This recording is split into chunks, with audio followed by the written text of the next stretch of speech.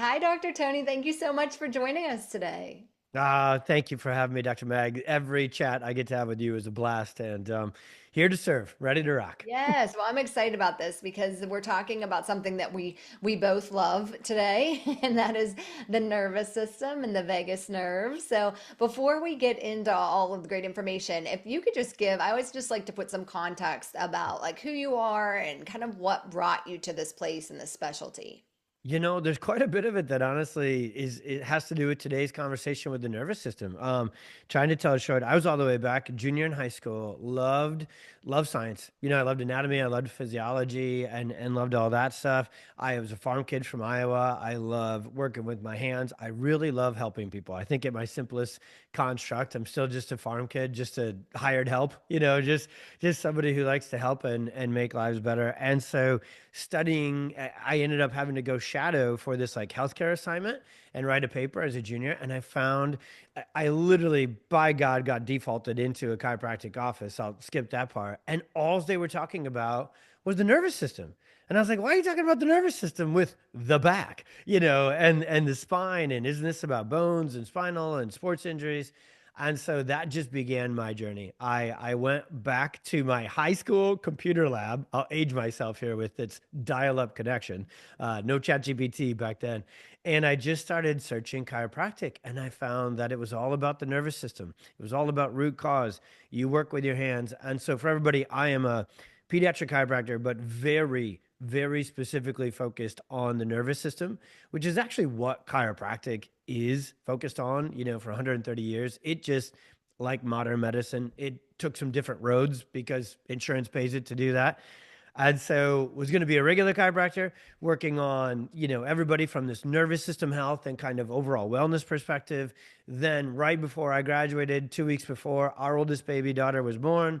And like for a lot of us, you have kids and all of a sudden just massive perspective shift. So that's where chiropractic, then the nervous system, and then perinatal and pediatrics really all just started to accumulate together in my life and become my obsession and my calling. And then 2 years into practice, my son, our second kiddo, had a really tough birth and brainstem, vagus nerve injury. And so all this life's work that I had been studying and doing turned out to be not just awesomely for my patients, but for my own little dude. And so we applied all this work to him, and he is a full absolute miracle through the nervous system, through the vagus nerve. And so I probably already wasn't going to shut up about this because I love it so much. But after Oliver, this is what we do. So we've got our clinic that we serve patients in this way. We teach other chiropractors our clinical protocols and that stuff. And then now we've been blessed to, kind of turn on the microphones and the video cameras and try and get this message out to the world and say, hey, the key to really our whole family's health. This isn't just a kid thing. Like the key to getting all of us well is to tap into the nervous system. And so when we get to jam with people, when we come across like your content and all that, it's like, oh, we love her without meeting her because she's talking about, she's talking about what so many more people need to talk about. So that's a very short story of Yeah. kind of how we got here 20 years in. And I think when we're looking at just eat, like when we're looking at a lot of care, people, you and I have said, people aren't looking at nervous system regulation and adding that into part of protocols. I mean, I do feel like it should be in so much more than it is, no matter what we're looking at. No matter what. And honestly, this actually takes to get everybody healthy again, to really actually address this chronic illness issue and fill in the blank, whatever condition or conditions you want to put under that bucket. We have to do a lot of things, but we actually really have to do things in the right order. And the way health is designed is the nervous system is the boss. Nervous system regulation needs to be first and foundational. And so we're actually kind of really up against it because even in the natural holistic functional world, as you and I talk a lot about, is even in that world, a lot of times it's last, not first, or it's an also run. It's like, oh, that's let me do this nervous system regulation stuff as a supportive, ancillary, secondary sort of tie-in. And honestly, what you and I can really show the science and talk about is like it needs to be the foundational thing that so often you start with and really commit most to, and then you support with nourishment and nutrition and exercise, fitness. Like it all all comes into the nervous system. So I'm pretty intentionally like over the top with this message for people so that they see it. It's not just a cute little thing to add on. It really is the thing that can change everything. And it's in some, like, I love what you're saying because, when you think you're moving from in the natural space, you're moving from medications to supplements, and then you're Oof. using like the supplements as treatment. You can say, give diet as different treatments for specific diets, but people have to do their own, a lot of times have to do their own nervous system regulation work, and you have to take some responsibility there, and it takes a little bit of time. I always say not a ton of time. It's Nope. not like we're asking you, but you have to actually empower yourself to do some of the things too. I think so. And once you do, let's have, so I just went with a heavy message and then we'll actually perfectly said, and you do such a good job of teaching it this way. And then we'll lighten the load and say, man, this is pretty cool. This is, once you tap even just a few little pinky toes into nervous system regulation, the benefits are so massive. You will go head first because do a few things, get a couple of neurologically focused adjustments, do a couple of sessions of deep breathing, right? Like very what we would consider kind of the foundational stuff. It works so well in so many different areas of your life. You're like, oh, more of this, please. Yeah. We always teach other patients, it's actually harder to take somebody who is like a runner or a CrossFitter. It's actually harder to get somebody who is in really good shape and has formed this habit of being really, really healthy for a long time. It's harder to get them to stop than to get someone who's way off track to start. Because once you start, you're going to feel so good just in the early stages that has, actually, this is neurology, the nervous system picks up on that and goes, this is working. This is what I've been looking for. More of this, please. So it's kind of cool to let everybody know, like, you just need to get started in the basic functions of this and you'll actually get neurological momentum because it's built inside your nervous system to work for you in that way. That's great. Let's take we have a very educated audience here, but let's just Okay. take a step back for anyone who's joining us who might not know. Let's talk a little bit about the vagus nerve, kind of, and what it is and what it does for you. Okay. So what I really think one thing to really talk about with the vagus nerve is to almost kind of go left to then go forward. We have to really look at it and say, why are we so sick? Why are we so stressed? Why are we dealing with so many challenges? And I think traditional medicine would just go, oh, that's genetics, bad luck. And research has said, yeah, no. And then the nutritional natural health world would say, oh, we got that answer. That's toxins and that's chemicals. But if you actually really look back in time, toxins and chemicals have been around for about 100 years. 20s, 30s, 40s, lead paint, asbestos, you name it. So here's where I'm going with this for the vagus nerve. We're getting steamrolled by stress. And I know how simple that sounds. I know how easy that sounds. Like, well, yeah, duh. But that's what it is. We're so overstressed, sympathetic dominant. So we're all, our babies, our kids, like this is a pediatric thing too. We're living in this sustained, sympathetic dominant state. Well, what's crazy, the reason I wanted to get there to talk about sympathetic dominance and overdrive, we are actually, by biology and by design, we're wired for default setting of protection, of fight or flight, of sympathetics. The only reason we can get out of stress mode and into health promotion, regulation, growth, digestion, and healing is because God gave us a vagus nerve. The vagus nerve's job is to activate and respond to stress. And so when the sympathetics get going too much or for too long, when we have a functioning vagus nerve, its job is to be that brake pedal, to be that governor. And, actually, speaking of writing, I do a lot of content. I love writing too. I've actually retrained my ChatGPT and my AI because we all know the vagus nerve nicknamed to be the rest and digest nerve, right? They're cute. It rhymes. It's only two. That's fine. It does do that. It's actually, I've retrained my ChatGPT, Meg, to say rest, regulate, and digest. And there's actually about 5,000 other things it does too, but that would Yeah. be a long nickname. And Hmm. so the vagus nerve is the real, just most potent, most dialed in nerve within the parasympathetic nervous system. It's a cranial nerve branching from the brainstem. There's 12 pairs of cranial nerves. There's only two of them really that are predominantly parasympathetic, this being the most important one. Rest, regulation, digestion. We actually know it now modulates inflammation. We know it that it activates our social emotional regulation response. So it's very involved with autism. And so the vagus nerve, there's two of them, one from each side of the brainstem. They branch out, and they're one of only two cranial nerves that go down through the foramen magnum. So that means they go down through the cervical spine, and it's nicknamed the vagus because it means wandering and kind of goes a long way.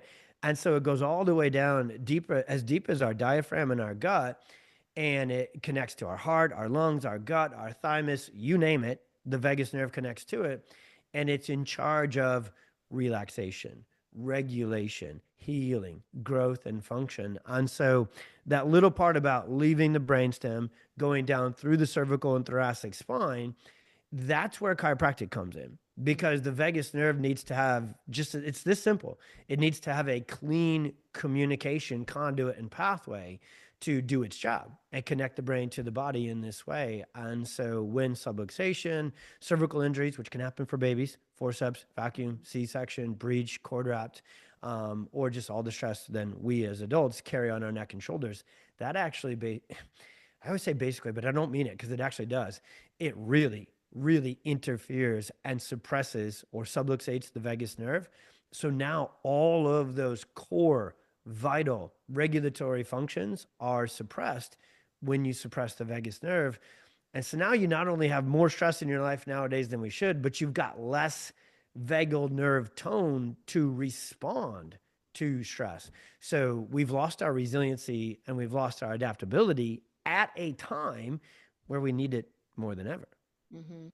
And so chiropractically, when you're a Yeah. neuro chiro, so you have the nervous system training. Now, if you're gonna go, someone's just gonna go to their local chiropractor, are they gonna do the same things and the same type of adjustments that you would do, really understanding the nervous system that you can, because I think Yeah. that's like a little bit of a confusion of, okay, do Yeah. I need to see someone who's specialized in neurochiropractic Yeah. versus a regular chiropractor? Because, someone's just go in, it's like you don't Yeah. really know what they're doing. It's like crack, No. crack, and go. True. I think if there's any profession that takes the cake, like we are in first place for confusing the marketplace. This is not a competition you want to win, Meg. Okay, this is. I would like chiropractic to stop being so good at confusing people at what we do. Okay, so this is like I don't know how many part-time jobs I have, but this is one of them. Okay, is to try and clean up the understanding of what chiropractic is and isn't. And like all professions, there's different specialties within it. So if you go to a regular chiropractor, your chances are kind of what we would call a standard spinal chiropractor, which is most of them for now. And I say for now because awesomely, the nervous system, this is what chiropractic always was. Like if you actually read about chiropractic in its first 40 to 50 years of existence, it wasn't back cracking and decompression and back pain. Chiropractic didn't really lose its neurological heart and soul until insurance came in and started to pay chiropractors for back pain. It, Hmm. it really, honestly, the insurance industry ruined regular doctors. It ruined chiropractors. Like that's really, I'm a root cause guy. So anyways, Yes, I hear you. back to chiropractors. If they don't run neurological exams like the insight scans and HRV being the most awesome vagal nerve, dysautonomia sort of test, they're probably going to take a clinical approach that is more rooted in the physical structural. So they're going to take x-rays. So Yeah. every adjustment that a chiropractor makes absolutely positively is going to change neurological function. You can't put input into the spine and not change the nervous system. The Hmm. question here is, do you know you're doing that? Is Yes. that your full intent to do that? And to what degree? So what actually happens is because we live in this most sympathetic dominant, wound up, worn out society, especially moms and a lot of dads, when people go to the chiropractor and they're like, oh, that physically felt great, but I felt awful afterwards. I had this, I was so sore, I felt tired, I felt like crap. That means your nervous system's getting blown out. It's too much input into a nervous system that already has too much tension. And so a neurologically focused adjustment to the naked eye, that one singular particular adjustment might not look that different. But what is really different is the examination, the intent, and then how much adjusting is happening per visit. When you're getting corrective care chiropractic or standard chiropractic, a lot is happening because they're not concerned about the nervous system getting overblown. Okay. Our full focus is re-regulating and reorganizing and rebalancing the nervous system. So our adjustments not only come in a lot lighter, especially obviously with pediatric chiropractic, Yes. but we end up changing the protocols to where you use a higher frequency to really retune and recalibrate the nervous system. If it's been stressed for 10 years, 30 years, you can't do that overnight. So you need to Yes. usually use a higher frequency of care plan, just in the initial stages, not forever. But then you need to use less dosage of adjustments because you can't blow out an already blown out nervous system. Otherwise, they're going to feel good physically for maybe a few hours and then go right back to where they were. You're not changing their nervous system just because you made their x-rays or their posture look better. And so that's why we use the insight scans and HRV and Mhm. nervous system functionality testing as our objective measures versus x-ray, posture, muscle tension, or symptoms. Okay. Can we talk a little bit how you use the HRV here? Yeah. Yeah. I like Okay. that. So HRV, for everybody, because this is an awesomely educated, I Yes. bet a lot Yeah, of but you we should do a recap. Yeah. yeah, totally. I Yeah. think I think a lot of people right here are probably, in our amazing communities, they're probably wearing a Whoop or a Yeah. Garmin or an Oura Ring. Mhm. I love that for you. I'm wearing my Garmin. I live out in the country and I like to go for long rucks. I have a family of runners, but I am short and squatty, Meg, so I don't run. I walk and rock. So, anyways, it's got great GPS. An HRV on a wearable, the fact that we have them nowadays is awesome because we're starting to pick up on how important the nervous system is. They're not near as accurate, these wearable ones. They're not going to give the in-depth clinical data that like what we use in our office. These FDA Okay. approved, 3 to 5 minute exams of HRV. So that stands for heart rate variability. Take the heart out of this. This is not a heart exam. Technically, it is because you can draw the nervous system in there. If you have a sympathetic dominant nervous system and no vagal nerve tone, you're going to have blood pressure issues. You're more at risk for cardiac issues. But that's not all, unfortunately. When Mhm. you take your HRV, because your sympathetics are too wound up and your vagal nerve tone is too shut down, HRV, the real word is the variability. Variability, so HRV is measuring the interictal beats and how the autonomic nervous system is regulating your heartbeat. So it's not just heart rate. Oh, I'm in cardiac shape. I should be at 50 to 60 beats per minute. That's one of the measurements, but it's not one of the important ones comparative to this variability, resiliency, adaptability, and plasticity that can be found in your nervous system. And so what HRV shows is when somebody has chronic illness, we almost always find a completely tanked HRV. They've got no vagal nerve responsiveness. Their parasympathetics are asleep at the wheel. The sympathetics are running the job, and actually, or sorry, running the show. And a lot of times, actually, Mag, even with chronic illness, even in kids, oh, I wish this wasn't true. You'll actually find that even the sympathetics have burnt out. So when somebody has, adrenal complete fatigue and shutdown, when mom's listening, you're trying to literally do everything on God's green earth from nutrition to hormone regulation to get your hormones regulated. And you just can't get anything to stick, nutrition, supplements, bioidenticals, you name it. There's even more on the market nowadays. That's a sign that your nervous system foundationally is toast because all those hormones and transmitters, they work for the nervous system. Mhm. Okay, great. And so, okay, so you're saying the wearables, do you find them useful too, or I not do. really within this scope? I no, I should. I to be more clear on that, they are awesome. They are going to be much more sensitive. Here's what I want everybody to know about those. They're going. I kind of have a love love relationship with Mhm. like my Whoop. I have divorced my Whoop 3 times, Meg. Uh-huh. Okay, I it's know, like, me oh, too, we're because you married become again. obsessed with it. Like then I'm like, Yeah, oh, this isn't good for me because now yeah, I'm like monitoring my sleep and now did I sleep enough? And I see people do that too. So I have yeah. done the same thing, like, oh, I'll wear it, and then I let it. I think every one of us who has dabbled in this Mhm. world knows exactly what I'm talking about. Is because what Whoop and Aura and Garmin, Garmin actually less, which is why I wear that one. They are very sensitive to acute stressors. Okay. I had 2 glasses of wine. I skipped my workout. I didn't sleep well. Okay. It's going to tank right away the next day. If we actually really look at vagus nerve function and autonomic function, it's not quite that sensitive, which is a good thing. That's Okay. actually a good thing. Mhm. So when we use our measurements in the office, they're not as, oh, I just lost the word. They're not as easily blown off track by day to day behaviors. HRV from a diagnostic measurement is more of what we would call a lagging indicator, which also means, when we're doing a lot of good work for somebody, they don't always bounce back right away. Mhm. So that's good, but I still love wearing them every single day. I just think everybody needs to go, hey, if I had a bad night last night, don't throw the baby out with the bathwater and feel like your nervous system is tanked and you'll never get it back online. You got to really look at the trends. It's almost kind of like a business analysis. You don't want to look at everything every day. You kind of want to take these weekly, quarterly, weekly, monthly, quarterly assessments and get some bigger data. That's the trends you want to look at with your HRV. Okay, great. Yeah.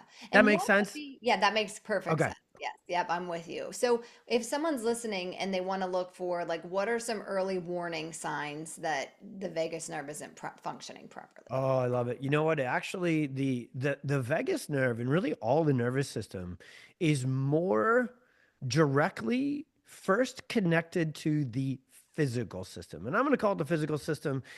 I call everything. If I talk about the muscles, Meg, it's the neuromuscular system. If I talk about the gut, it's the neuro gut, right? I Mhm. I Yes. have retrained my brain neuroplast to put neuro in front of everything. But to separate them, you'll usually, as adults, feel it physically first. You'll start to get that just tension, base of your skull, neck and shoulders, in between your shoulder blades. Like it's not a migraine, it's not, killing you, but you also can't shake it, right? You just kind of have this physical tension that starts to follow you around, usually first along the course of the vagus nerve, which is the cervical thoracic region, the traps, and so forth. Second, it'll start to really mess with your sleep and your energy. Okay. All of a sudden, it's not so easy to get to sleep. When you are sleeping, you're not really getting that good of sleep or able to stay asleep. And then that obviously perfect storms its way into lack of energy, mental. When I say energy, I kind of tie it up with mojo, brain fog, trouble regulating your emotions and remembering things. Then it'll start to work its way inside. Then it's digestion and inflammation and hormones and immune system challenges. And so it's not always in this sequence. And it's not, necessarily like you'll know, hey, from one day to another, it switched systems. But because the vagus nerve connects to all these systems, it's first tied into our posture, though. It's actually first tied into our neurosensory motor system. And a lot of us just carry all of our stress, physical, chemical, and emotional. It gets stuck in our somatic physical spinal system. And so what we find with most of our adults is that they feel it there. For kids, we don't quite know. It actually does set up shop in their physical neuromuscular system first, but thankfully kids don't have the same pain perception fibers that we do. So a baby with colic isn't having a headache per se or a Hmm. neck ache, but they are getting completely overrun with sympathetic dominant sensory noise. So for kids, you'll see it mess with their kind of take the physical out of it, and then Okay. it goes in the same order. It goes with their sleep, then it messes with their digestion. Then their immune system gets compromised. They can't get over a cold. They can't kick off virus. They get sick with everything that comes around. It lasts forever. They're always inflamed. And then if your sensory, sleep, digestive, inflammatory cycles are all messed up from your nervous system dysregulation, so's your mood. You got sensory challenges, you got behavior issues, you got social emotional challenges. And so it's really all one system, but we can actually see its progression of what we call the perfect storm. Really, it goes from colicky baby who's, refluxy, vomiting, constipated, eczema. That's a sign that their gut's not working, Uh-huh. right? And they're not Yes. detoxing. And then when they try and go through these neuromotor developmental stages, they miss out on those because it affects the neuromotor system. And then by the time they're 2 and 3 and 4, and they're not supposed to still have tantrums and meltdowns and be so wound up, and the pediatrician says, "Don't worry, you'll grow out of it." They don't grow out of it. They're growing into different diagnoses. They're growing into ADHD. They're growing into an autism diagnosis. They're growing into anxiety. And it was the nervous system all along. Pediatricians just call it colic when it's a baby. They Yeah. call it normal when it's a toddler. Don't worry, they'll grow out of it because they don't know neurology. They just don't. And so these are all signs, every one of them. Chronic ear infections included, constipation, sensory meltdowns, motor delays. Those are all a sign of subluxation, vagus nerve dysfunction. So if you like, let's say you're our age, you've gotten through, you slid through because no one was talking about this when we Yeah. were young. You're an adult, you've kind of had this your whole life, maybe that you just didn't know what then, so it's can it, I mean, Are you we sure both we know want to there's have this some chat? things you can do, but because I hear like I work with people that bring their children to me too, and I'm not specialized in children, but sometimes I will work with children or young adults, and I was always thinking like, oh, if like I would have had this when I was younger, I would have years Yeah. of not having the symptoms that I went through. Yes, ma'am. So it's great when you catch it, but for those that haven't caught it, kind of like Yeah. I guess where do you start? Oh, I love it. Great question. I always joke inside our practice when it's time to have the conversation with mom and dad. I always, because I might be more sarcastic than I am sciency, and I'm a lot sciency. So that's that. And I'll be like, "You sure you're ready for the chat?" No. So here's what it is. First off, holy heck, awesome to know this. Okay, I think when we get it, I have this love-loathe relationship with my work. Like I love knowing this stuff, but it's kind of like you don't always want to be the one to really shine the light on it and go, ugh, this was there the whole time. But you also do want to be that person because you can't get them out of the storm. You can't get them out of the struggle, us included as Yeah. adults, unless we really, really know where did this storm start? Where is its deepest layer of root cause? Because I think a lot of us, especially this audience, has tried every supplement and every diet change and everything in the book. You've gone to 7 different gyms, to try and find a fitness program that doesn't continue to wear you out and beat you up. And it's probably not the fitness programs, it's your nervous system. And so, what's so cool about this, everybody listening, is holy heck, can you heal? The nervous system stays plastic our entire lives. Now, it operates, with a little bit different speed and, efficiency as we go along. But the truth is, we are all entirely miraculously incredible. And I don't use that word lightly, entirely miraculously incredible, capable of incredible healing. It starts with the vagus nerve. We've got to get you out of sympathetic dominance. We've got to get the vagus nerve back online. And so, what we see when we start with adults is the first couple of weeks of them getting adjusted and starting to focus on their nervous system. Honestly, they just sleep better and they move better.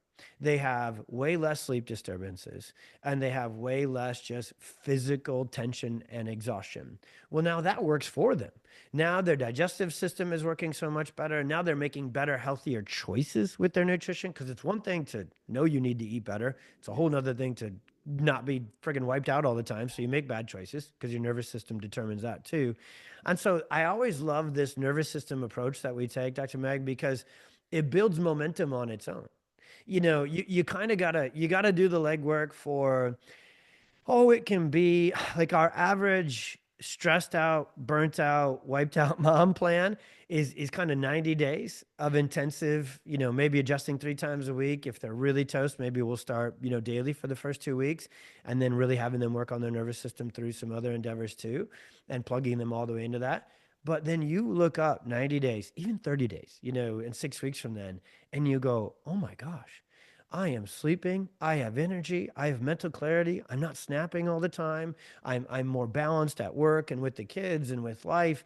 And I've got more energy to now go do workouts. I've got more energy to make meals. So now I'm getting benefits from fitness. I'm getting benefits from better nutrition. And all of a sudden, 3 months, 6 months down the road, the percentage of healing you've done as an adult is dramatic. It's impressive. And there's no medication that can do that. Even if it did, it would be fake. And there's no supplement that can do that. Yeah. No. I had to say it. Yeah. There's no supplement that can do the foundational healing that the nervous system can. So my take-home message to adults would be, goodness gracious, get excited, put a smile on your face, get adjusted, get your nervous system taken care of. Go to the right chiropractor, and you can use our network for that. But just get excited about how healthy and how much you can get your mojo back again. If I'm an effective case study, my friend, I've got 4 kids. I'm in my home studio. I'm looking out here. 4 kids, 5 goats, 2 donkeys, 35 chickens, 20 acres, 3 companies. I take on 2 podcasts because I'm a moron, and I've got my HRV is, as my teens would say, is bussing. It Okay.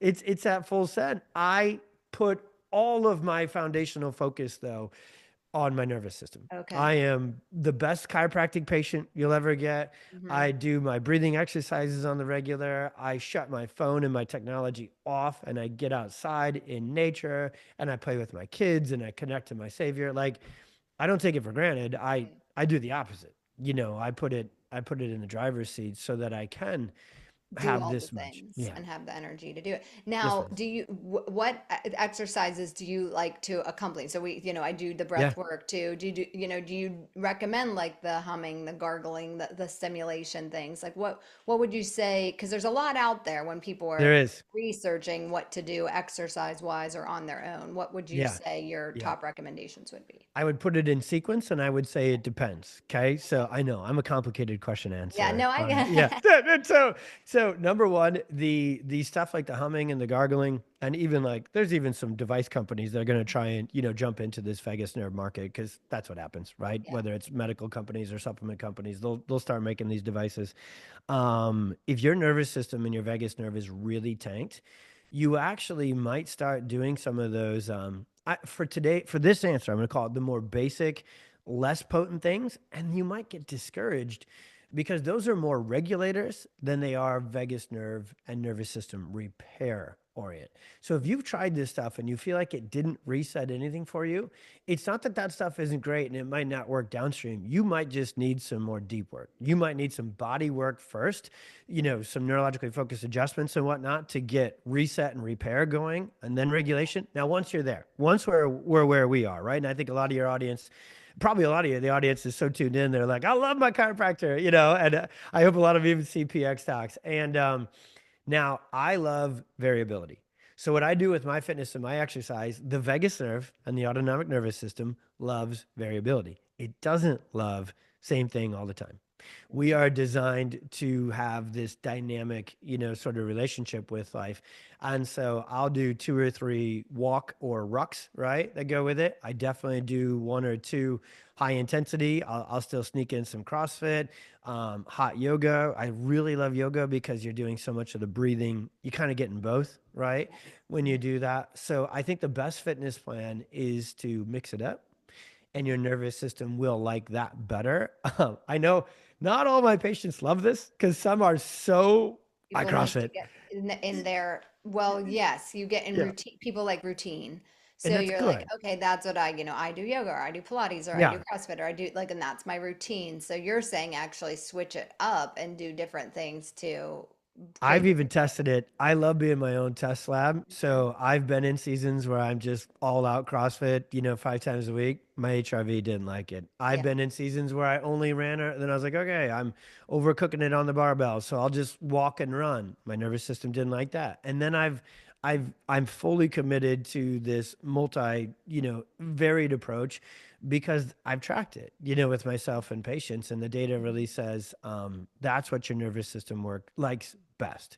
Okay. Which is why, like, you can actually track this to runners. Runners actually have a higher incidence of heart disease and different things because they don't challenge their heart rate can go lower, right? They can control their cardio capacity Mhm. better, but they actually lose variability because they spend so much time in one state versus multiple states. So your top running coaches, like my son and wife are distance runners, they work on sprints sometimes and then other times distance. You need to have variability is the word of the day. Great. Okay, so variability in exercise, and would you say variability in, so I guess like if you're doing parasympathetic work, like you're doing the breath work or you're doing, do you talk variability there too? I do. I do. Okay. If you're gonna, and a lot of us, again, we're probably more comfortable in the hard driving.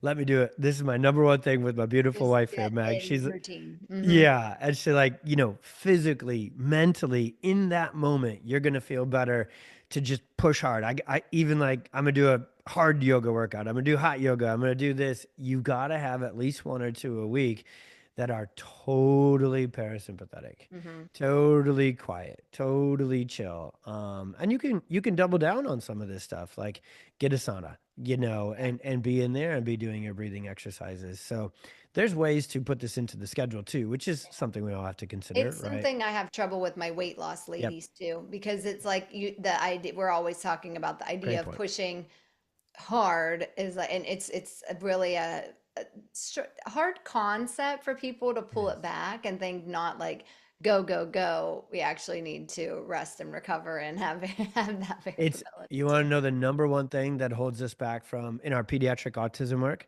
and neurodevelopmental delay work. The number one thing we need to do is to be able to get parents to understand this concept that in the early stages of healing, especially, less is more. We actually have to, they're in too many therapies. They're Okay. doing PT, OT, speech 3 days a week, ABA. And so that kid's nervous system that has the capacity to heal has no space to heal, Yeah.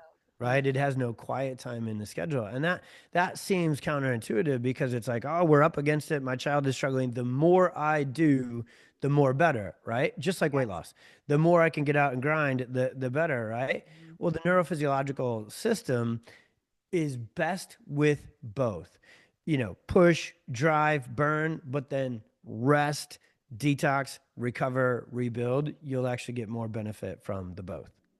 Yes. Well, thank you so much. This has all been so helpful. I love talking about this stuff, and it was great to have you. Can you tell everyone where they can find you? Yeah, go to PX Doc. So it stands for the Pediatric Experience. Now, the reason though the website and Instagram is PX Docs, DOCS, on Instagram, and then the website as well. There's a directory right there. And then we have our podcast, which Dr. Meg crushed it on, the Experience Miracles podcast. Actually, the reason it's not just pediatrics. I want everybody to know, if you're here tuning in to get your own health, rocking and rolling, we are family practitioners. So to us, the mission has always been that the P and PX, it's the parent experience, it's the adult experience. How do we get the most out of life? We get the most out of our nervous system. If you're pregnant, oh my goodness, all of pregnancy and fertility needs to be managed by HRV because that dictates everything. So no matter where you are in life, you will thrive with a PX Docs. So you can find us on Instagram, Facebook, and then our website is that as well. And lots of great resources, episodes, whether you like audio, video, written. We like talking about this stuff, just like Dr. Meg. So we've got all the Yeah. forms for you out there. Thank you for having Great. me. I just think the way you teach this stuff is, I don't think I know. It's at world class level, and to be a guest on here and serve your audience is I'm so grateful. I'm Oh, so thank thankful. So you. Thank you so much. Thanks for joining us today and have a great day, everyone.